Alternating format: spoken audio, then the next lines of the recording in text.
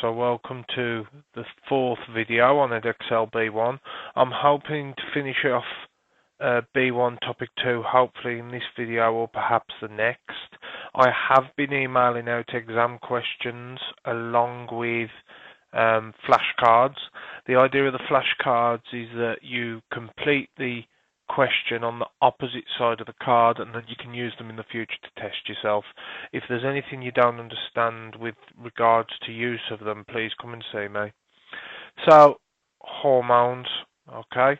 Hormones even, are used throughout your body. They're needed for everything, okay? There's lots of processes in your body that require hormones. Now, hormones are simply chemical messages within the body, okay? So, as I just said, there are lots of processes that require hormones, okay? Things like adrenaline in order you to have this fight or flight response. It is the release of adrenaline that makes you feel nervous and anxious and either gets you ready for a fight or makes you run away.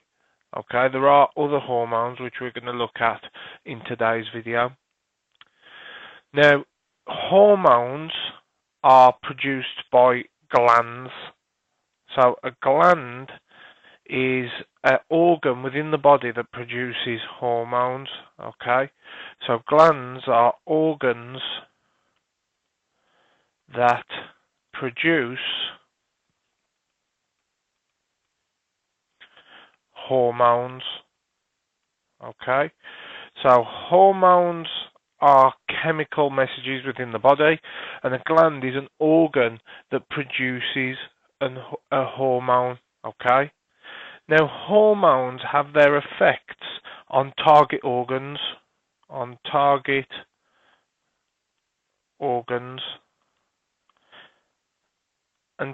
organs are parts of the body parts of the body which respond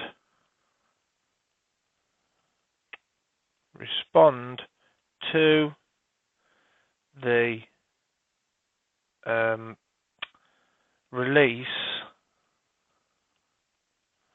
of hormones.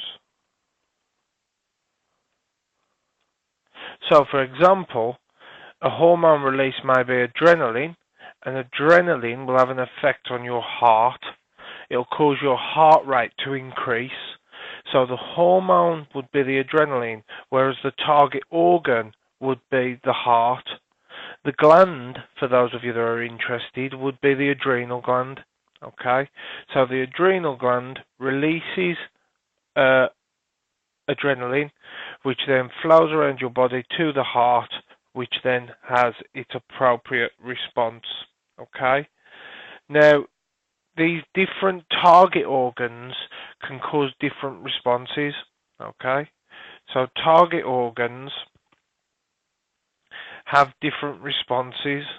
You don't need to know about them, but you just need to understand that different target organs will have different responses. Some may cause the release of another organ, or some may just have a direct effect on your body. So, for example, the heart beats faster in response to adrenaline being released. Okay. Now, in the last video, we spoke about nerves, and now we're talking about hormones. But something you need to keep in mind while we go through this video is that nerves and hormones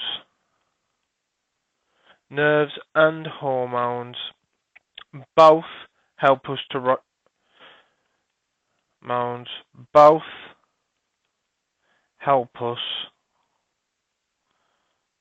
to respond to stimuli in our environment. So, for example, you have your nervous system with your 5 senses that allow you to detect stimuli. This causes a response which then acts upon an effector. Now remember from the last video we said that an effector cell or an effector organ brings around a response to a stimuli from the environment.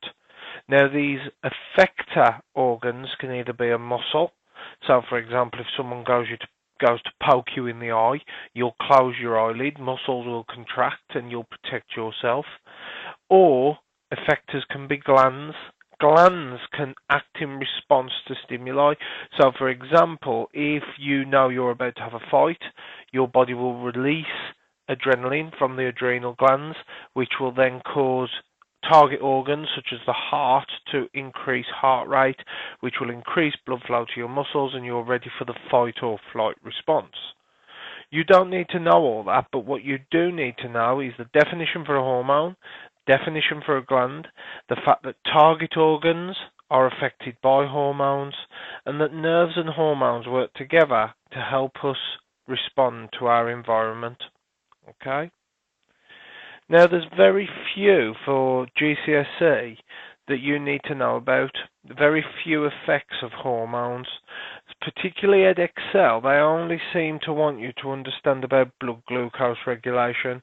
There are other cycles to do with hormones, such as the menstrual cycle within women's reproductive systems, but for EdExcel, they just really want you to know about blood glucose concentrations.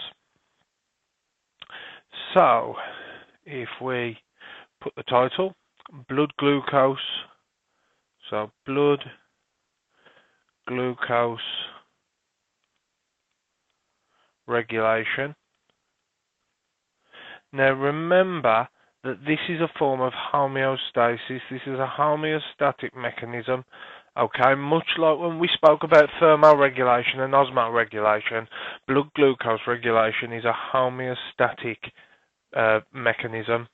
So you will always start, if we can get rid of that line, you'll always start with normal blood glucose levels.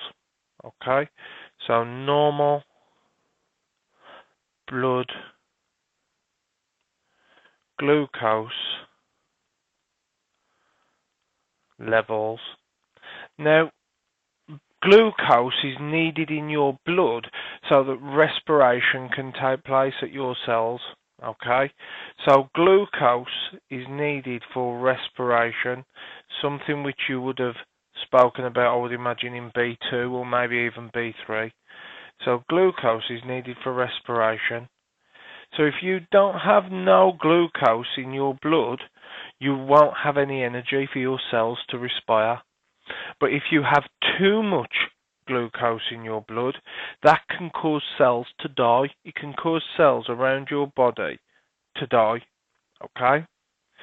So your blood glucose levels can either rise or they can fall, much like when we spoke about temperature regulation and osmoregulation. Now, blood glucose levels tend to rise after we've eaten, so they can rise due to eating a meal. So your blood glucose levels can rise due to eating a meal. On the other hand, your blood glucose levels can fall due to the fact that you've just done some strenuous exercise. So your blood glucose levels can fall due to exercise. Okay? So you've got this perfect level of blood glucose levels in your body. We need glucose for respiration so our cells can get energy. If there's too much energy in our blood, this can change the amount of water or the concentration of water in blood, and therefore that can cause cells to die. Now, the organ that's important in this process, much like when we said the hypothalamus in body temperature regulation, is the pancreas. The pancreas is the organ which regulates your blood glucose concentration. So your pancreas is an organ that regulates blood glucose levels. Okay? So it regulates blood glucose, the pancreas. So if there's a rise due to eating a meal, the pancreas will recognize that there's been this rise. So pancreas detects rise in blood glucose levels. Okay? At the same time, your pancreas will detect if there's a fall. So the pancreas detects a fall in blood glucose levels, in blood glucose levels.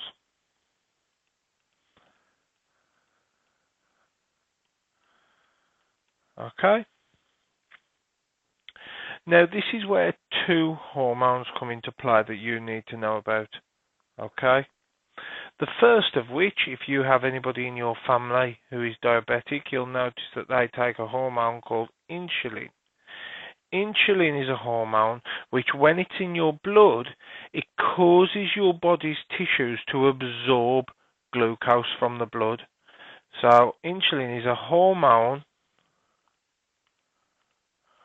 which causes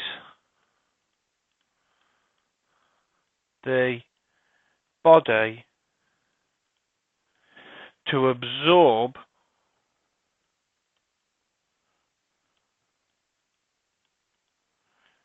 blood glucose. Okay? So insulin causes the cells of your body to absorb blood glucose. Okay? The opposite to that is a hormone called glucagon. Glucagon. Glucagon. Now, glucagon is a hormone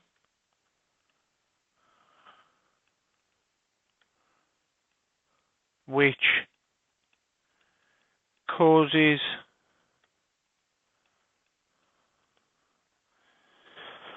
the body to break down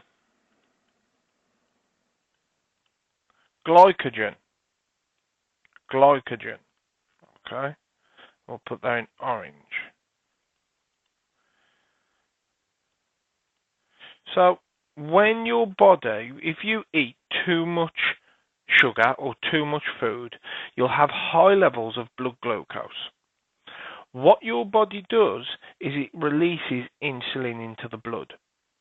Insulin is a hormone which causes the body to absorb blood glucose by converting it into glycogen into the cells of your body.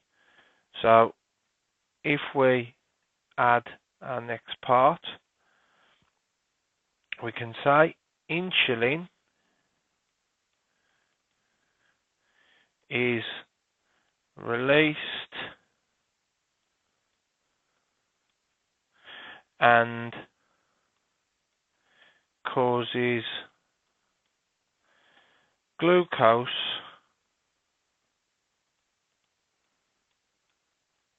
to be stored as glycogen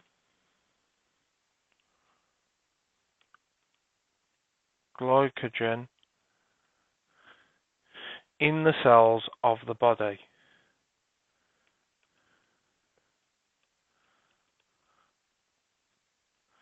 Now, if you think about it, by removing the glucose from the blood and turning it into glycogen in the cells of your body, the blood glucose levels will drop. You're taking glucose out of the blood, turning it into glycogen, and putting it into the cells of the body. On the other hand, if your blood glucose levels drop and they get too low, glucagon, so glucagon forces glycogen, which is stored in your body's cells, glycogen to be turned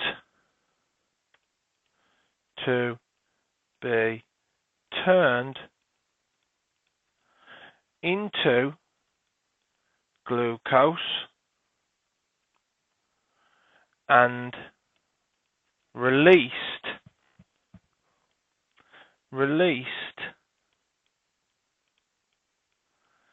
into the blood.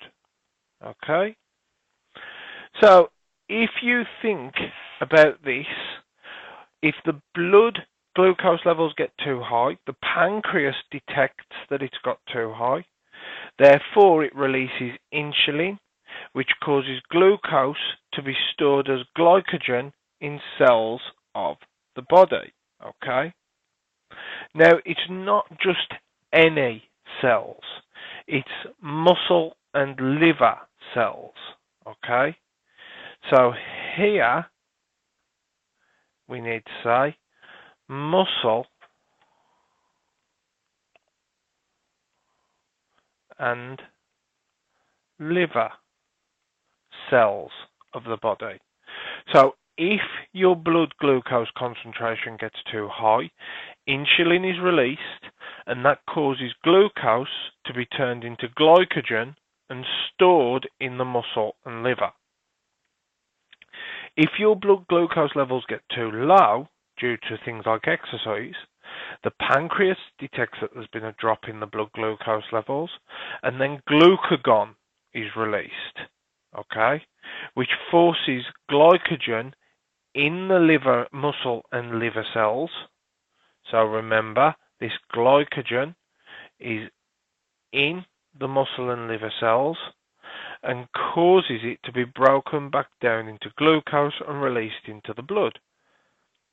The net effect of this is that you return back to normal blood glucose levels.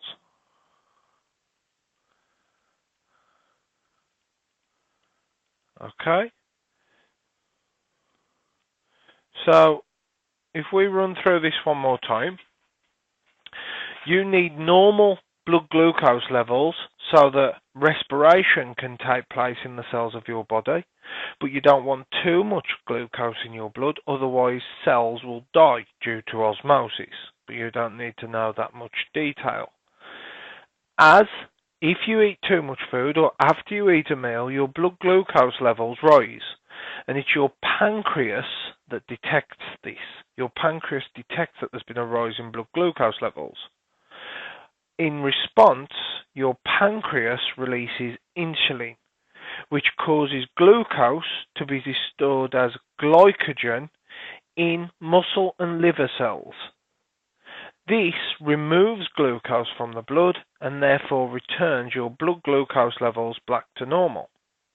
On the other hand, if your blood glucose levels fall due to things like exercise, again your pancreas detects that there's been a fall in the blood glucose levels, and then your pancreas releases glucagon, which forces glycogen to be turned into glucose. Okay, remember this glycogen is stored in the muscle and liver cells, and it forces it to be turned into glucose and released into the blood, which gives you normal blood glucose levels.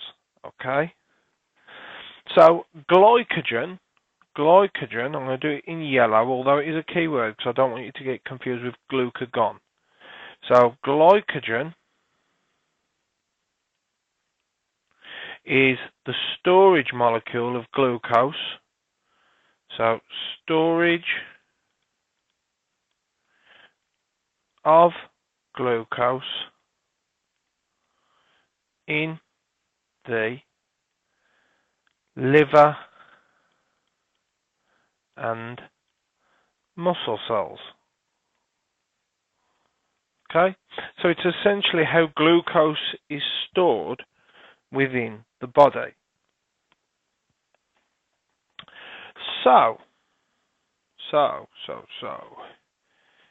we've got some questions as usual. I hope you've picked up a pen. What you may like to do now is you may like to pause the video so that you can then have a go at these questions. Either write them down or discuss it with a friend. Once you've done that, you can start the video again and we'll go over the answers.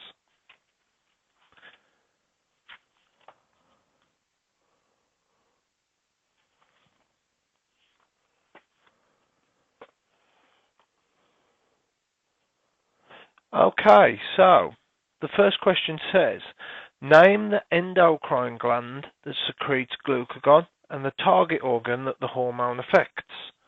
So this is a two-ended question. It's asking you to name the organ or the gland, and it's also asking you to name the target organ that it affects.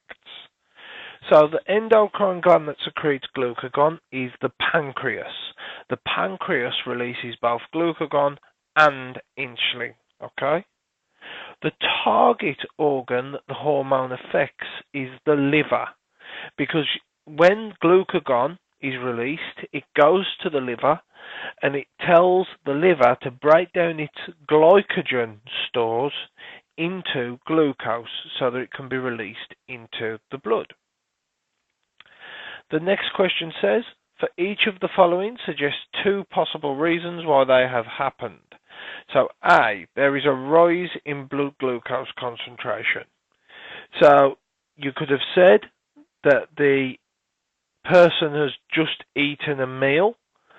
If they have just eaten a meal, their blood glucose concentrations will rise. That will give you 1 mark. Or you could say that glucagon in the blood has caused a release of glucose from the liver. So I'll say that again because I got a bit muddled up. You could say that the glucagon in the blood has caused a release of glucose from liver cells. So if there's glucagon in the blood, it will cause glycogen to be broken down into glucose, which goes into the blood. There is a fall in blood glucose concentration. So for 1 mark, you could have said the person is exercising and they're using up this glucose in the blood for respiration at their cells. And for the second mark, you could have said that insulin has been released into the blood and is causing muscle and liver cells to take in glucose from the blood. Okay? So 1 mark for saying they are exercising, another mark for saying that insulin has been released, which causes muscle and liver cells to absorb blood glucose. Question 3 says, the control of blood glucose concentration is an example of negative feedback. Explain why. So remember, this term negative feedback is simply when something moves away from its normal regulated level. So we said that body temperature is a form of negative feedback. If you get too hot, it does things to get you cooler. If you get too cold, your body will do things to make you warmer. That is negative feedback. And the same applies for this. You need normal levels of blood glucose. So a change in blood glucose causes mechanisms to act that bring about the opposite effect. 1 mark. So if your blood glucose gets too high, your body does things to bring it lower. If your blood glucose gets too low, your body does certain things to bring it higher. And your second mark comes from saying, so that blood glucose concentration is maintained within a small range. So these things that your body does ensures that the blood glucose levels are maintained within a strict range. Okay, so we've spoken about blood glucose regulation, but what happens if this is not if this mechanism doesn't work? What happens if you can't release insulin or glucagon doesn't work properly or whatever? Okay. Now this is someone who has diabetes. diabetes. Now, this is a fairly common illness that is in the UK at the moment. I know there's certainly people in my family who has it. Okay. Now, if someone has diabetes, so diabetes or a diabetic is someone who cannot control, so a person who cannot control their blood glucose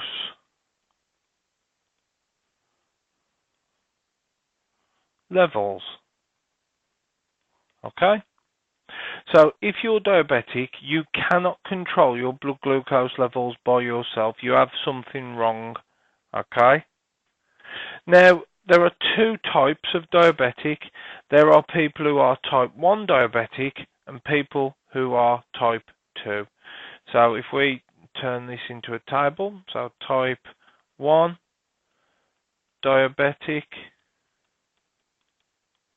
and we'll have type 2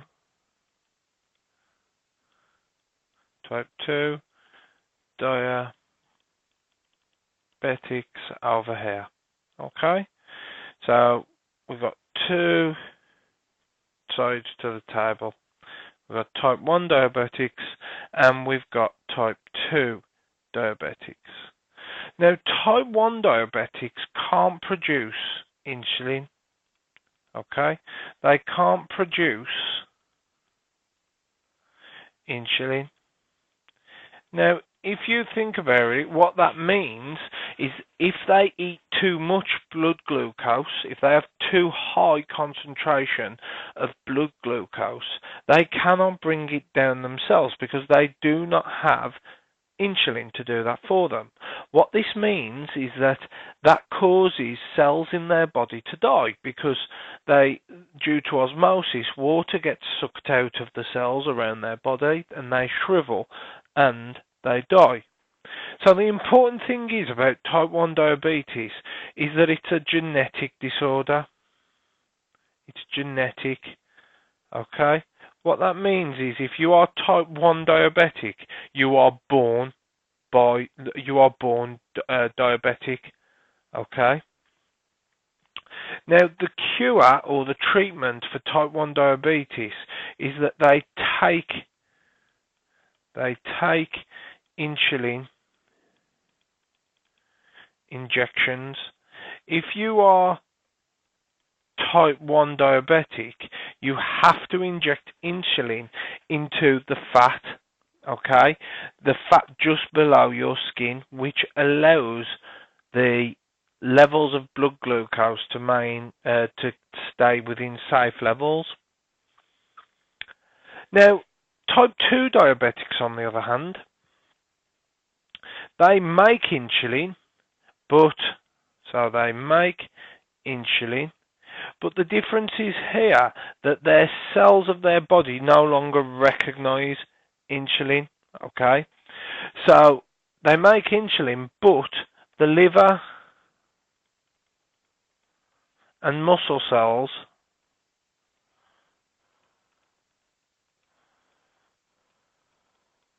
no longer recognize the insulin. Now, this is a problem because the whole point of insulin is that when it's in the blood, it causes glucose within the blood to be absorbed by the muscle and liver and to store it as glycogen. But if the muscle and liver no longer recognize the insulin, they no longer absorb the glucose from the body, and therefore it never gets dropped. Okay? Now, type 2 diabetes is an environmental disease. Okay? This is what if you're born environmental. If you're born with diabetes, you're usually born with type 1 diabetes. Type 2 diabetes is brought about by having a poor diet and lack of exercise throughout your lifetime, and as you get older you eventually develop type 2 diabetes. I know that the people in my family who've got it, I think a lot of my family have diabetes, but the majority of them, if not all of them, have type 2 diabetes. It's not a genetic problem within the family, it's just my family's lack of a good diet and a lack of exercise. So the cures for type 2 diabetes is the eating of a proper diet. First of all, doctors will ask that the patient eats a proper diet, okay? They will also ask that the patient exercises, okay? So they'll exercise and they'll be asked to eat a proper diet. If that fails, and if it gets to the point where they can't manage their own glucose levels due to a poor diet and lack of exercise, a lot of the time they'll end up taking insulin injections. I know my granddad, for a fact, used to take insulin injections purely because his diet and his lack of exercise forced him into that. Okay? Now, we can tell about people who are more likely to have diabetes by their body mass index. Okay? Their body mass index.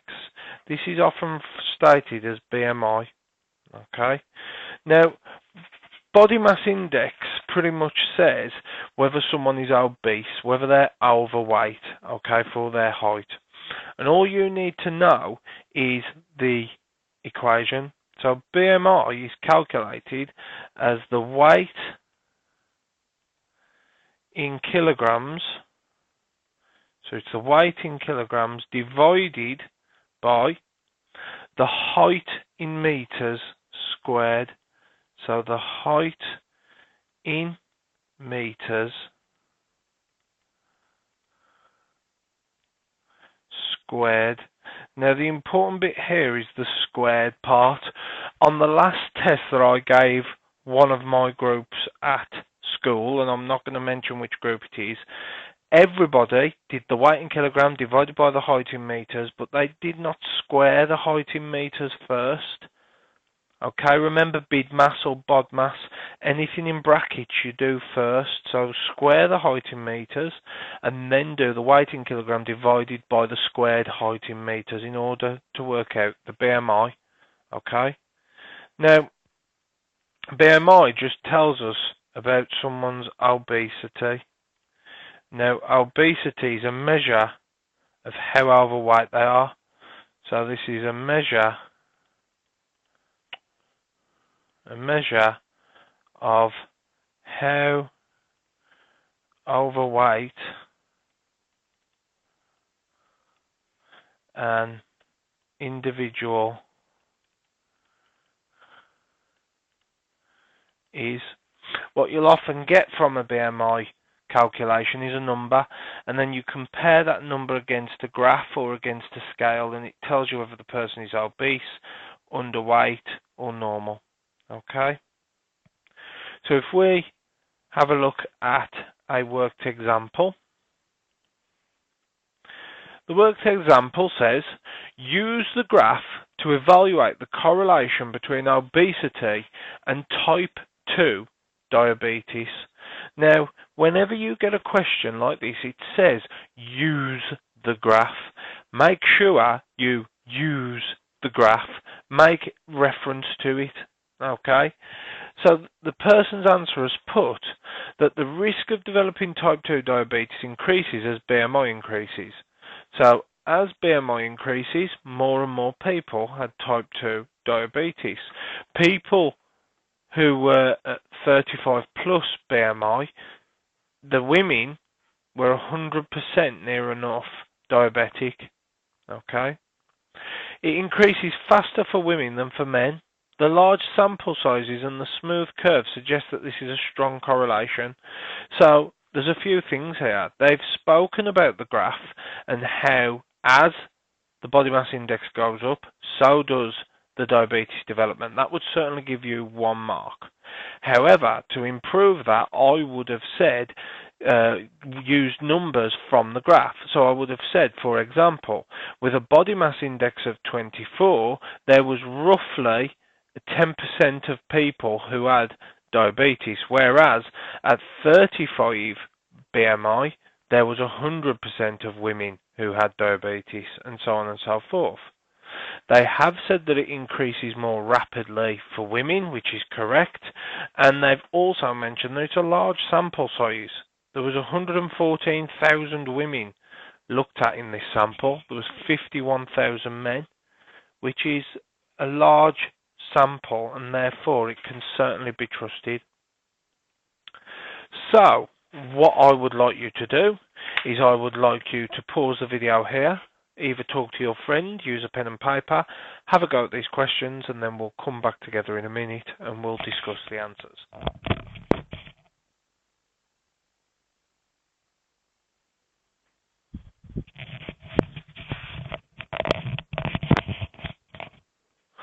Okay, so hopefully what you've done is you've paused the video, you've had a go at the questions, because now we're going to go over the answers. So, the first question says, Tom is 1.8 meters tall and weighs 100 kilograms. Calculate his BMI and say whether or not he is obese. So, you should have said that it's 100 divided by 1.8 squared. Therefore, that should have been 100 divided by 3.24, which gave you a value of 30.9. Now, something that we didn't discuss is that if a value is above 30, the person is considered obese. So, Tom, being 30.9, would be obese. So, it's 3 marks. You got 1 mark for doing 100 divided by 3.24. You got another mark for saying 30.9, and you got a third mark for saying that his BMI was more than 30, so he is obese. Next one. Explain why exercise is recommended for people with diabetes. You should have said that exercise increases the need of the body for glucose. 1 mark. So the more you exercise, the more you need glucose. So exercise can bring blood glucose concentration down. So by exercising, your body uses up the glucose in your blood. That will give you your second mark. And your third mark comes from saying this means that there's less insulin needed. So 1 mark for saying that exercise increases the need for glucose within the body. Second mark for saying exercising reduces the amount of glucose found in the blood. And third mark for saying that means less insulin is needed. The final question, which is here, is a targeted B to A star question. This is certainly for higher papers. It says, many health professionals advise that weight control is needed to prevent a huge increase in the case of diabetes over the next decade or two. Evaluate this advice. So evaluate means to look at, think of the evidence and apply it to this statement. Okay? So you got a mark for saying there's evidence to suggest that being overweight is related to developing type 2 diabetes. 1 mark. So being overweight makes you more likely to develop type 2 diabetes. Therefore, as the number of people who are overweight increases, this means that the number of people with diabetes will increase. So, as the number of people who are overweight increases, so does the number of people with diabetes. Third mark for saying controlling your weight may stop this. So, by controlling your weight, you're less likely to develop diabetes. But then your fourth mark comes from saying, however, this will not stop the amount of people with type 1 diabetes. Type 1 diabetes is not linked to the environment, remember. This is only due to genetics. Type 2 diabetes is the only one that is linked to a person's lifestyle. Okay? So, let's go on to something a little bit different. Let's wipe the board.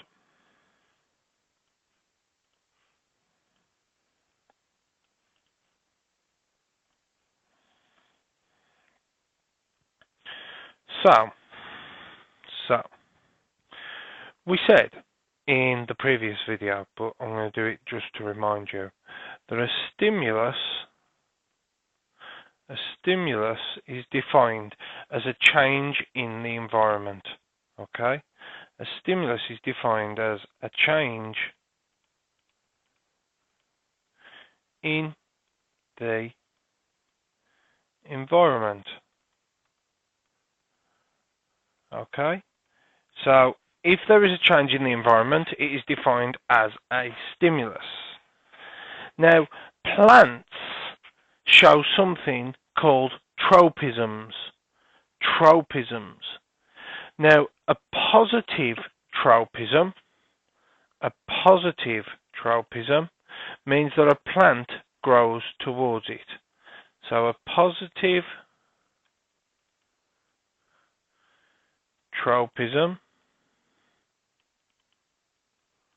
okay, means that a plant grows towards it. Okay, so a plant grows towards it. Now, something that can make you sound very clever, but certainly is a very easy word to understand, is the word phototropism. Phototropism, okay? Now, photo literally means light, whereas tropism is to like or to grow towards it. So, if something is positively phototrophic or has positive phototropism, it means it grows towards light. So, grows towards. So, if it is positive phototropism, it grows towards the light. So, positive phototropism means a plant grows towards the light.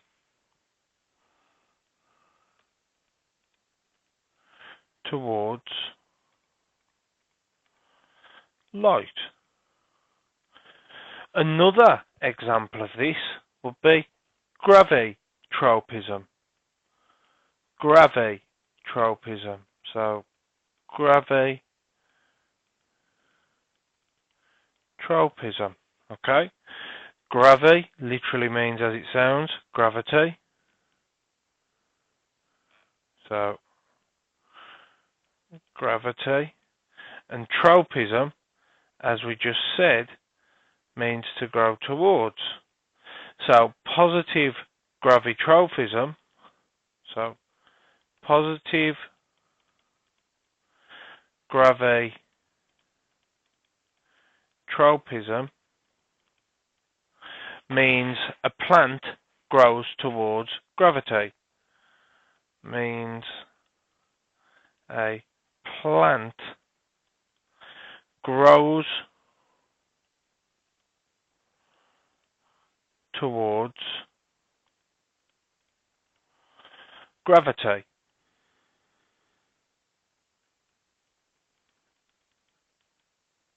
Okay? So, if you see, for example, a seed, or if you think of a seed, so that's the closest I can get to seedy colour. If you think of a seed, okay, it's a seed.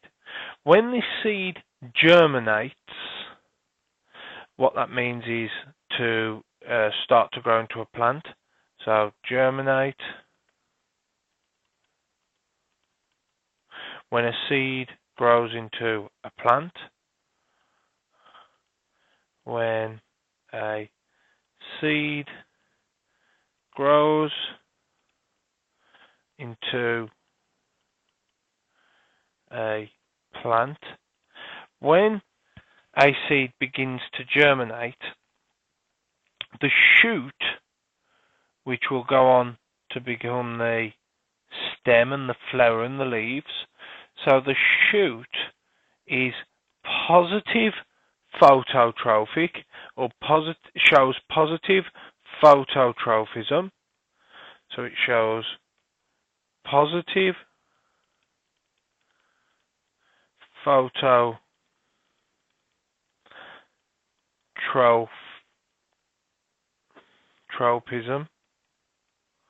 shows positive phototrophism, and negative gravitropism. Okay, now all that means is that the shoot grows upwards into the sky, because in the sky you have the sun. Okay, so you've got the sun. So the shoot grows up towards the light. It shows positive geotrophism, but at the same time it shows negative gravitrophism, because it grows up, it grows away from gravity. So negative gravitrophism means away from gravity, whereas positive phototrophism shows that it grows towards the light. Now the other part of a seed is the root. Okay, the root. So this is our root. Now the root is the opposite. The root never grows up towards the sky. It grows down towards the soil, towards the water. So the root shows negative phototropism, but it shows positive gravitrophism. So it shows positive gravitrophism.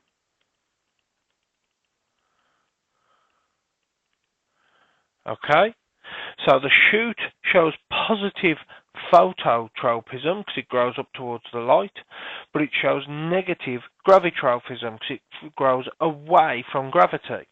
On the other hand, the root shows negative phototropism. It grows down towards the soil, away from light, but it shows positive gravitropism. Okay? Now, this is due to hormones. This is due to hormones within the plant. Remember, plants are living things. They also have hormones. Hormones, if you think back to earlier, are chemicals which bring about a change within an organism. Okay? So we need to talk about a couple of these hormones in plants.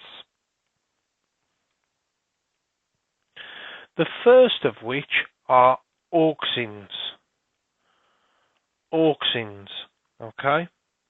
Now, auxins are hormones or plant hormones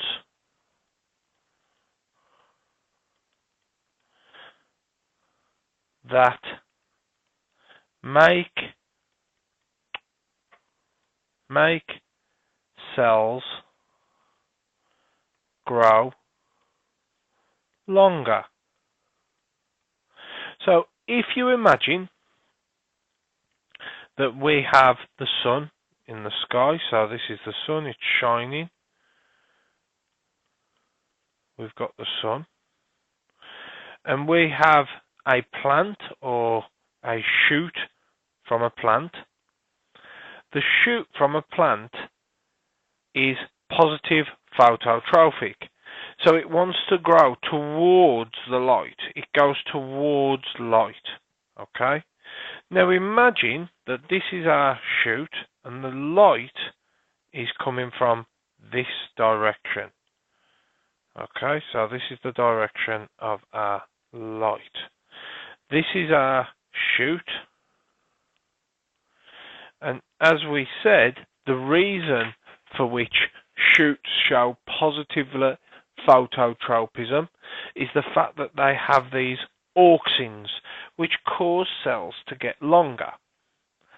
So I want you to imagine, well, not imagine, I'm telling you, that auxins are made in the tip of a shoot.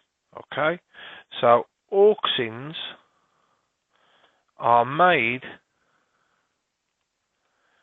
in shoot tips. And what happens is when this sunlight hits the shoot, it causes the auxins to gather on the opposite side. So the auxins in this shoot will start to gather down this side of the plant, like so. They won't gather on the light side. Okay? So they're made in shoot tips and gather on the dark side of shoots. Now, when they gather on this dark side of the shoot, what will happen is these cells will begin to get longer, but these ones will remain the same length. So what you'll see, and I'll do it with a dashed line, is that as the ones on the outside get longer, these ones remain the same, and it forces the shoot to bend towards the light. This is because these cells on this side have got longer. Okay, so these ones have gone from being little dots to being long cells, and it causes them to overlap. So auxins are made in the shoot tips and gather on the dark side of shoots. Full stop. Okay, this causes the cells to get longer or elongate and bend the shoot towards the light. Okay? Now, if we were to then switch the light onto this side of the plant, for example, and imagine that this one has gone, what would happen is that the auxins in the root tip would then gather on this side. And that will cause the cells here to elongate, and the plant will grow that way. It'd start to go that way. You can do this with plants at home. If you keep turning them in the light, eventually you see them bend towards the light. Okay? There's one more hormone in plants that you need to know about, and that is gibberellins. Gibberellins, G-I-B-B-E-R-E-L-L-I-N-S.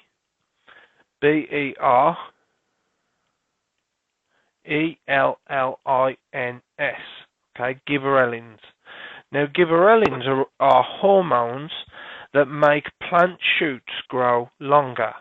So these make plant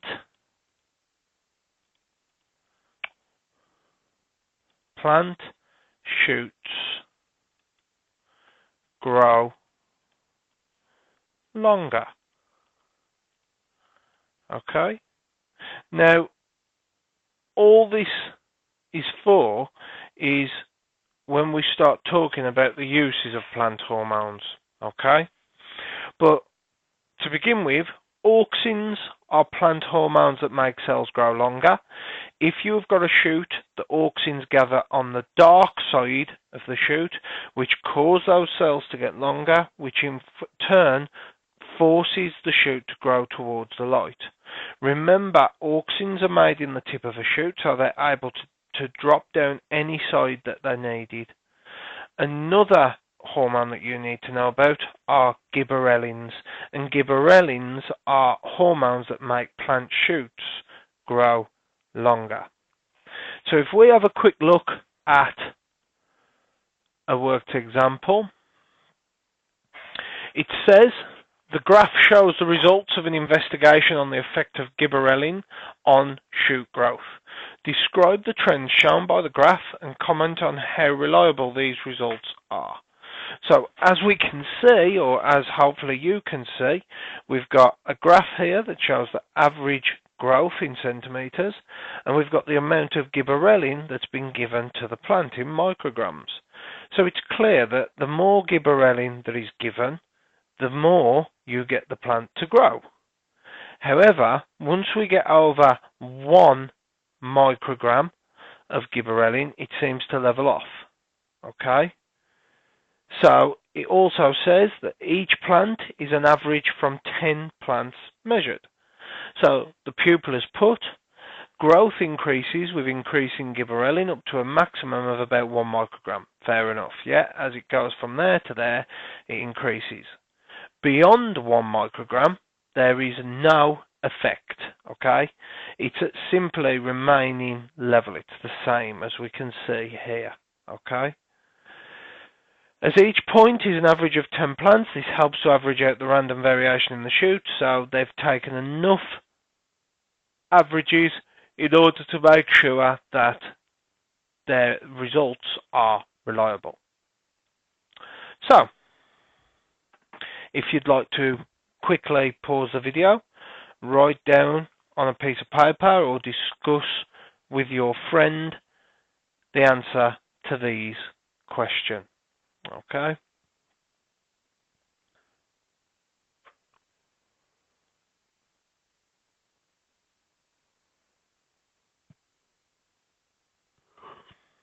Okay, so question 1 says, explain how auxins help a shoot to grow towards light shining from one side. So for 1 mark, you should have said that auxins are produced in the tip of the shoot. 1 mark.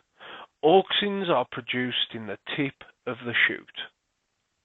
Your second mark comes from saying that the auxins gather on the dark side of the shoot. So you got another mark for saying that the auxins gather on the dark side of the shoot. Your third and final mark comes from saying that this causes the cells on the dark side to elongate or get longer, bending the shoot towards the light. So 1 mark for saying that auxins are produced in the tip of the shoot. Second mark for saying that the auxins gather on the dark side of the shoot away from the light. And a third mark for saying that that causes these cells to elongate, bending the shoot towards the light. 3 marks.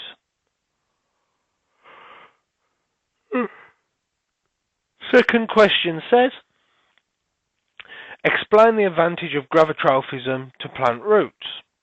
So, gravitrophism is where plants grow towards gravity. The roots show positive gravitrophism, okay? So, they always grow towards gravity. So, by always being positively gravitrophic, they always grow towards the ground. 1 mark.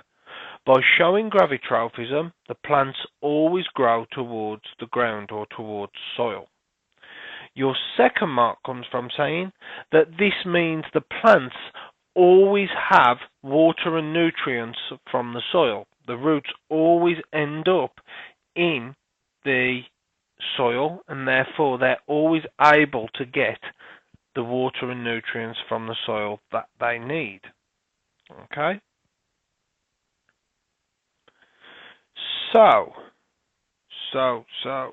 So,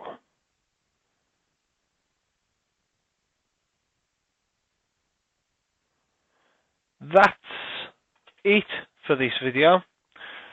That's everything we need to cover. So, I hope this has been of some help to you. I hope that you have been completing the revision cards and the exam questions I've been sending you. And I'll see you next time. Any problems, come and see me in school and we'll go over it. Okay?